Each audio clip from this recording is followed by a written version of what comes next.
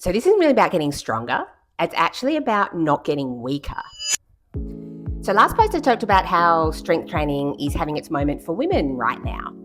And part of that is actually we're just starting to understand women's bodies better. So for example, now we know most women actually start to lose muscle mass from their 30s if they're not doing some sort of strength training. So it's not necessarily anything dramatic, but over 10 to 20 years of gradual decrease in muscle mass, that does actually add up. We also know hormones play a really big role in bone density, especially heading into perimenopause and menopause, which is also why strength training is getting talked an awful lot more in that space right now.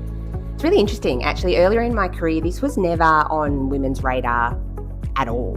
Most women were interested in doing cardio or Pilates and not really strength training. And to us, there's absolutely nothing wrong with that. It's just not the full picture.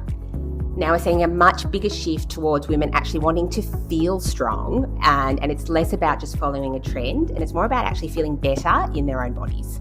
I also think we're starting to move past the idea that cardio is the be-all and end-all, and not that it's bad, but it's just not the whole picture, and our understanding around that is definitely shifting. We're seeing so many women wanting to be more proactive about their health and not just exercise for the sake of it.